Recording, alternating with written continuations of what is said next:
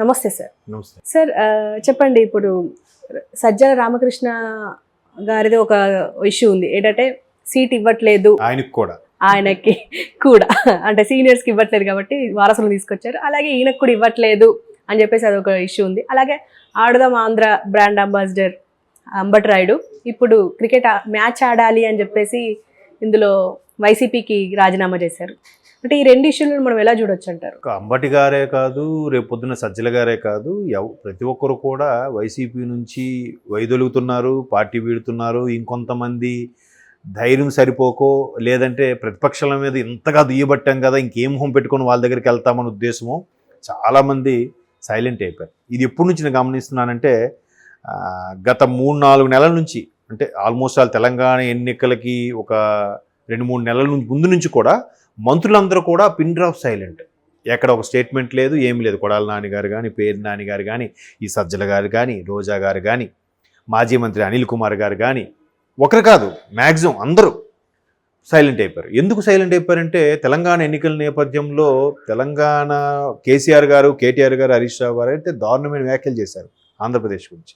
ఈసారి టీఆర్ఎస్ రాకపోతే హైదరాబాద్ మరో అమరావతి అవుతుందని, ఆంధ్ర చెమ్మ చీకట్లని, సింగిల్ రోడ్ అని. కేటీఆర్ గారు అయితే నేను మొన్న మిత్రుడు సంక్రాంతికి ఊరెళ్తే అక్కడ 2 రోజులు కూడా ఉండలేకపోయాడు, అక్కడ రోడ్లు పరిస్థితి బాగాలేదు, పవర్ కట్ అని రకరకాల ఎన్ని మాట్లాడినా కూడా ఒక్క మంత్రి నోరెప్పలేదు, ఎవరు ఏమనలేదు. ఎందుకని? బట్ వాళ్ళకి వీళ్ళకి ఏవో డీలింగ్స్ ఉన్నాయి, అది పక్కన పెట్టండి.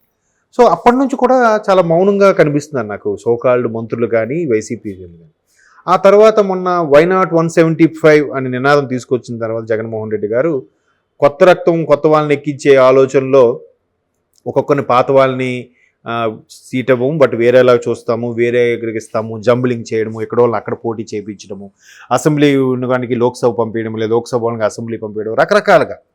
ఇది ఫస్ట్ నాకు తెలిసి వైసీపీలో కూడా ఓపెన్ అయింది బాలినేని శ్రీనివాసరెడ్డి గారు, ఆయన దగ్గర బంధువు కూడా.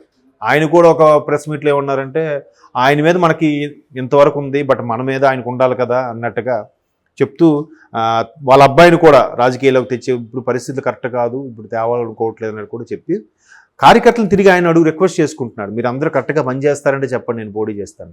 మనం చూసాము.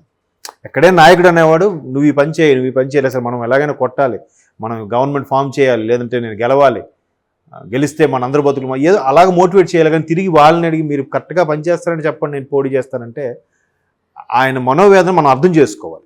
ఆయన తప్పు మాట్లాడారని కాదు, కానీ అలాగే చాలామంది. తర్వాత ఆకెల్ రామకృష్ణారెడ్డి గారు మంగళగిరి, తర్వాత గాజువాక అతను, తర్వాత మన దాడి వీరభద్రరావు గారు, ఒకరు కాదు. మరోవైపు వీళ్ళకి కొంత ధైర్యం చేసి ముందుకు వస్తుంటే ఇంకొంతమంది వాళ్ళకి సీట్ రాదని తెలిసినా కూడా అన్న ఎవరిని ప్రపోజ్ చేస్తే వాళ్ళని పెట్టి నేను గెలిపిస్తాం, మాకు అన్నయ్య ముఖ్యమంత్రి కావాలని లోపల ఒకటి బయటకు ఒకటి మాట్లాడుతున్నారు. దానికి చాలామంది మాజీ మంత్రులను కూడా మనం చూసాం. అంటే ఇలాంటివి జరుగుతున్న నేపథ్యంలో అంబటి రాయుడు అనే వ్యక్తి క్రికెటర్, మామూలుగా వన్డే మ్యాచ్లో ఓడిఐలకు కన్నా టెస్ట్లో వాటికన్నా ఐపీఎల్లో బాగా ఫెమిలియర్ అయిన పేరు అంబటి రాయుడు. సో ఆయన మన తెలుగువాడు, ఆంధ్రుడు, పైగా మంచి మంచి దీనిలోకి వెళ్తున్నారని ఆ పేరు కూడా మనం ఫస్ట్ పేరు వినగానే అంబటి రాయుడు అనగానే అది ఖచ్చితంగా మన తెలుగువాడే అన్న ఫీలింగ్లోకి వచ్చాం. తర్వాత ఆ మూలాలు కూడా అర్థమయ్యి ఎక్కడ వాడే అన్నట్టుగా అందరూ కూడా అంబటి రాయుడు వచ్చేసరికి ఒక ఫ్యాన్ బేస్ ఏర్పడింది. సో అటువంటి వ్యక్తి ఎందుకో మరి ఏ కారణం చేతో, లేదంటే సేమ్ అదే సామాజిక వర్గం చెప్పిన వ్యక్తి మంత్రులుగా ఉన్నారనో కారణాలు తెలియదు, కానీ ఆయన మొత్తానికి వైసీపీకి చేరాడని వార్తలు వచ్చాయి. ఎంతో నిజం అనుకుంటే చేరారు. తర్వాత ఆడుదాం ఆంధ్రాకి సంబంధించి బ్రాండ్ అంబాసిడర్గా ఉంటారన్నారు, అలాగే ఒప్పుకున్నారు. ఆయన బ్యానర్లు, పోస్టులు ఎక్కడెక్కడ కట్టేశారు. ముఖ్యమంత్రి జగన్మోహన్ రెడ్డి గారు ఇక్కడ గుంటూరులో ఎక్కడ ఓపెన్ చేస్తే ఆయన వైజాగ్లో ఆడుదాం ఆంధ్ర రిబ్బన్ కట్ చేస్తారన్నారు. బట్ అక్కడి నుంచి ఆయన గైర్హాజరవుతున్నాడు. ఎందుకు అవుతున్నాడని రీజన్ తెలియదు. రీజన్ ఇంకేం లేదు, ప్రభుత్వ వ్యతిరేకతే ప్రతి ఒక్కరి దగ్గర కూడా, వీళ్ళు వాళ్ళని కాదు. కాకపోతే మీరు కాస్త ఓపిక పడితే సంక్రాంతి తర్వాత ఇంకెంతమంది బయటకు వస్తారో చూస్తున్నాడు. ఇప్పుడు ఇంకా 2-3 నెలలు ఉంది కదా, సంక్రాంతి టైంకి కొంచెం ఆ ప్రోటోకాల్ గట్రా ఫాలో అవుతారు కదా, చుట్టూ మంది ఉంటారు, పోలీసులు అది ఉంటుంది కాబట్టి కొంచెం కోడి పందాలు ఇవి నడుస్తాయి కదా ఆంధ్రాలో ఎక్కువగా. సో దాని వరకు కొంచెం పరపతి పెంచుకోవడానికి బయటికి రాకుండా ఉన్నారేమో కొంతమంది. సంక్రాంతి తర్వాత చాలామంది ఇంకా మీరు అనుకుంటున్నట్టు వైనాట్ 175 అన్నారు కదా, 151 మంది ఎమ్మెల్యేల్లో ఇప్పుడు ఆల్రెడీ 90 మందికి మార్చేస్తామని అంటున్నారు. ఆ 90 మంది కూడా బయటకు వచ్చేస్తారేమో. ఎవరికి వాళ్ళే ఈసారి నాకెవరేమో అనుకుంటున్నారు. ఇప్పుడు ఎలా ఉందంటే మళ్ళీ అక్కడ పరిస్థితి కూడా గెలిస్తే జగన్మోహన్ రెడ్డి గారి ఫోటో వల్ల గెలిచారు కాన్సెప్ట్, ఓడిపోతే ఎమ్మెల్యే పనితనం బాగోలేదట అందుకు ఓడిపోయారట. ఇది ఎక్కడ లెక్కండి? అవును, అదే అంటున్నారు, లాజిక్ అదే చెప్తున్నారు. మెయిన్ అక్కడ నుంచి అన్ని ఏవైనా ఒక ప్రోటోకాల్ సిస్టమ్ జరగాలండి. ఒక కంపెనీ అయినా రాజకీయమైనా ముఖ్యమంత్రి, చీఫ్ సెక్రటరీ వీళ్ళు పిలిచి మీటింగ్ పెట్టి ముఖ్యమంత్రి మంత్రులతో సమీక్ష నిర్వహించి ఈ డిపార్ట్మెంట్కి ఆ చీఫ్ సెక్రటరీలు లేదంటే ఆ పర్సనల్ సెక్రటరీలు ఐఏఎస్ ఆఫీసర్లు ఉంటారు కదా ప్రతి డిపార్ట్మెంట్కి, వాళ్ళకి పురమాయించి వాళ్ళ ద్వారా వాళ్ళ కింద వాళ్ళకి ఆ స్థానికంగా పనులు జరిగినప్పుడు ఎమ్మెల్యేకి అలాగా జరిగి ప్రోటోకాల్ అయితే ఒక ప్రాజెక్ట్ నడిచిందంటే అందరూ దానివల్ల లబ్ధి పొందుతారు. నలుగురికి 5,000 నోట్లోకి వెళ్తాయి. అలా కాకుండా నేను ఇక్కడ ముఖ్యమంత్రిగా నేను చెప్పిందామని బటన్ నొక్కాను వాళ్ళకి వెళ్ళిపోయాయంటే మధ్యలో ఇదంతా ఎందుకండి? ఈ వ్యవస్థ అంతా ఎందుకు? మన అమెరికా స్టైల్లో వెళ్ళిపోతే బెటర్ కదా, ప్రెసిడెంట్గా ఒకటే నిర్ణయం తీసుకొని అంతా చేసుకునేలాగా. మరి మంత్రులు, ఎమ్మెల్యేలు, ఎంపీటీసీలు, జడ్పీటీసీలు, జిల్లా పరిషత్ ఏం వద్దు ఇంకా కదా. సో ఒక ప్రోటోకాల్ ప్రకారం వెళ్తే అందరికీ బాగుంటుంది. సో మంత్రులకే ప్రాధాన్యత లేనప్పుడు మంత్రులకే, ఇంకా ఎమ్మెల్యేలకి ఏముంటుంది, సర్పంచులకి ఏముంటుంది చెప్పండి. సో ఇట్లాగా జరుగుతున్న నేపథ్యంలో మరి ఆయన ఏం తెలుసుకున్నాడో మొత్తానికి తెలుసుకున్నాడు, బయటకు వచ్చేసాడు. పరిణామాలు ఒక్కొక్కరికి వీడుతున్న ఈ సందర్భంలో అంబట్రాయుడు వ్యక్తి కూడా మరి ఆయన ఏం తెలుసుకున్నాడో, లేదంటే ప్రభుత్వ వ్యతిరేకత ఉందో, లేదంటే అటువంటి పక్షాన్ని నిలబడితే తన ఇమేజ్ కూడా డ్యామేజ్ అవుద్దు అనుకున్నారో ఏమో.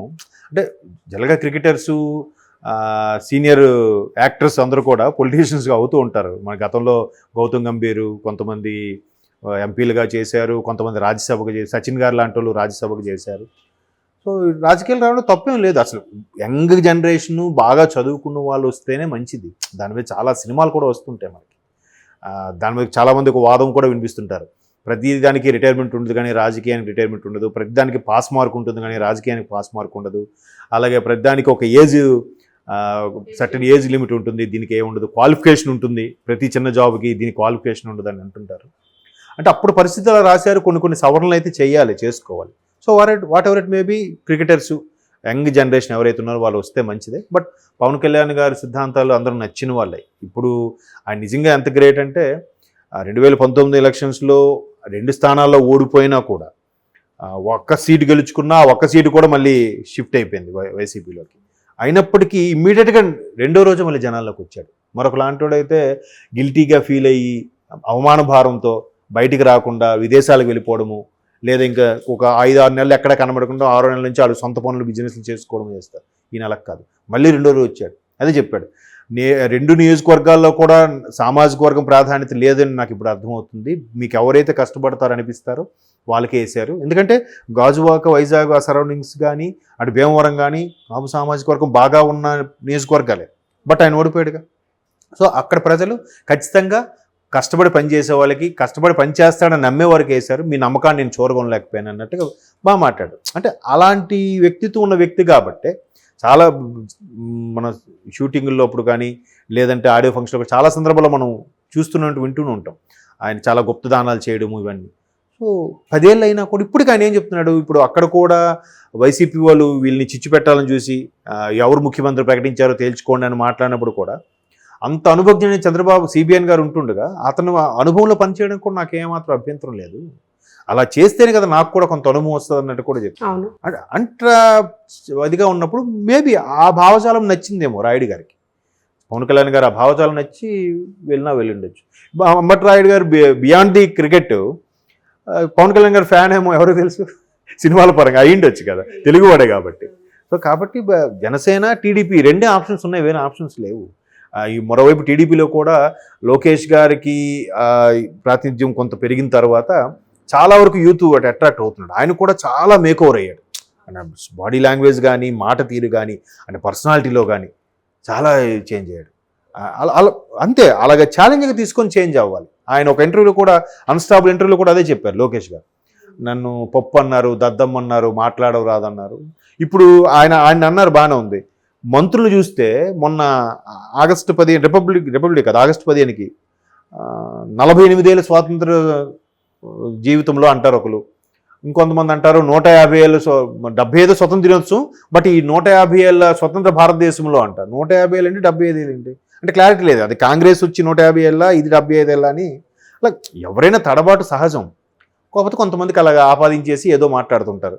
ఇంకా అధినేత వ్యక్తి కింద స్క్రిప్ట్ చూసే చదువుతుంటాడు ఆయన ప్రతిదీ కూడా. మరి దాన్ని మనం ఏం చేస్తాం? ఎవరు స్టైల్ వాళ్ళకు ఉంటుంది, అంత మాత్రాన తప్పు పట్టేయడం కాదు. సో ఇటువంటి యంగ్ జనరేషన్ ఉంది కాబట్టి అంబటి రాయుడు లాంటి వాళ్ళు అట్రాక్ట్ అయ్యి ఉండొచ్చు. ఇకపోతే సజ్జల గారు కూడా టికెట్ ఇవ్వట్లేదని అంటున్నారు కాబట్టి, ఈ మధ్యకాలంలో సజ్జల గారు పార్టీలో కీలక నేతగా మారిన తర్వాత ఆయన మీద ఒక అభియోగం ఏంటంటే, ముందు ఆయన నెంబర్ వన్ జగన్మోహన్ రెడ్డి గారు అయితే, నెంబర్ 2 ఆయన విజయసాయి రెడ్డి అనే విషయానికి వస్తే ఆయనే ఎక్కువగా ఇది అవుతున్నారు. ఆయన సీన్లోకి వచ్చిన తర్వాతే ప్రతిపక్ష నేతలను కూడా బాగా తిట్టించడం అనే కల్చర్ స్టార్ట్ చేశారు. సో ఆయన చాలా వరకు ఆయన ఇచ్చిన సలహా వరకే ఇది అవుతుంది. ఒకవేళ ఆయన ముఖ్యమంత్రిని కలవడానికి వెళ్ళినా ఆయనే ముందు ఆపేస్తున్నారు. ఇక రకరకాలుగా ఆయన కనుసన్నలను జరుగుతుంది. ఈవెన్ సోషల్ మీడియా కూడా వాళ్ళ అబ్బాయి సజ్జల, ఆయన పేరు సంథింగ్, ఆయన పేరు మీద ఎక్కువగా నడుస్తుంది కాబట్టి మొత్తం వాళ్ళే చూసుకుంటున్నారు, మాకు ఎవరికి ప్రాధాన్యత ఇవ్వట్లేదని కూడా కొన్ని విమర్శలు ఉన్నాయి, అభియోగాలు ఉన్నాయి. కాబట్టి ఆయనకు కూడా వీళ్ళందరూ మొత్తానికి చెప్పాలని చూశారు. మొన్న అయితే ఒక రాయలసీమ ఎమ్మెల్యే వచ్చి ఆర్గ్యూ కూడా పెట్టుకున్నారు, రాయదుర్గం ఎమ్మెల్యే అని. సో తాడేపల్లి క్యాంపస్ దగ్గర ఆర్గ్యుమెంట్ కూడా చేశారంట. అంటే మాకెందుకు ఎవరు, ఏంటి ప్రాబ్లం, మేము గెలుచుకున్నాం కదా, మేము ఎంత ఆదరణ తెచ్చుకున్నాం కదా అని.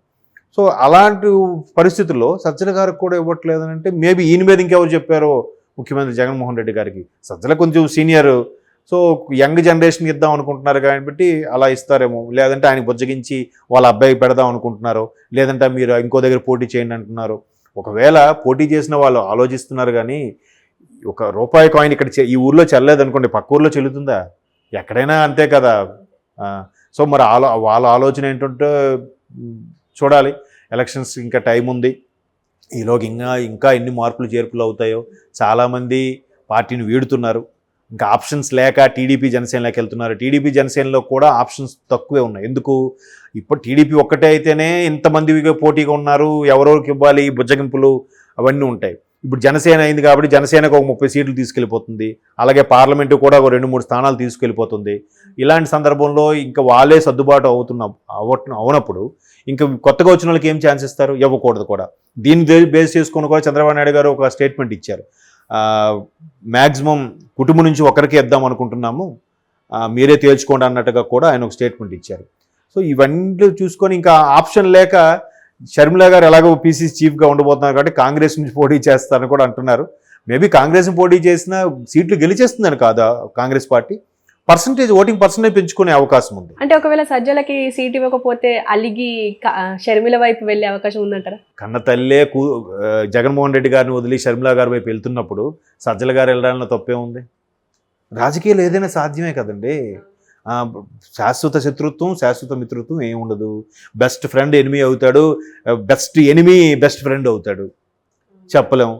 కాబట్టి ఏదైనా సహజమే. చెప్పాను కదా ఇంతకుముందు, ఒక మంది మార్బులు వాళ్ళ చుట్టూ ఒక రకమైన వాతావరణం, రాజకీయ వాతావరణం ఉన్నప్పుడు ఒక్కసారిగా వాళ్ళు ఎవరూ లేరు, నన్ను పట్టించుకోవట్లేదు, నాకు ఎవరు విలువ ఇవ్వట్లేదని ఫీలింగ్ వచ్చినప్పుడు రాజకీయ నాయకులు చాలా డిప్రెషన్లోకి వెళ్ళిపోతారు, ఇన్నేళ్ళు పదవిలో ఉండి అనుభవించిన తర్వాత.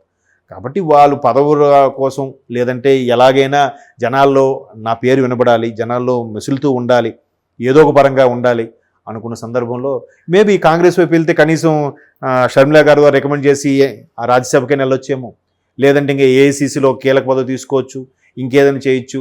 నేషనల్ పార్టీ కాబట్టి ఇక్కడ లేకపోయినా పక్క రాష్ట్రంలోనే ఉంటుంది కదా, అలాంటి థాట్స్ కూడా ఉంటాయి. మనకి ఎలాగా వీళ్ళు ఆదరించట్లేదు, బీజేపీలోకి మనకు తీసుకోవడు, సరే కాంగ్రెస్లోకి వెళ్దాం, ఎలాగా క్యాలిక్యులేషన్ అంతే. సో ఖచ్చితంగా వాళ్ళు ఉంటాయండి, plan A, plan B, plan C కూడా ఉంటుంది నాకు తెలిసి, మీరు అన్నట్టు జడ్ వరకు. ఏది బెటర్గా ఉంటే అప్పటికప్పుడు దాంట్లో షిఫ్ట్ అయిపోవడం, జంప్ అయిపోవడం. ఉన్నామా లేదా, పలానా పార్టీలో అధికార ప్రతినిధిగా ఉన్నాం, పలానా పార్టీలో ఇలా ఉన్నాం, ఛానల్స్ పిలిచి ఇంటర్వ్యూలకు వెళ్తున్నాం, అధికారికంగా ఉన్నామని ఆలోచిస్తారు.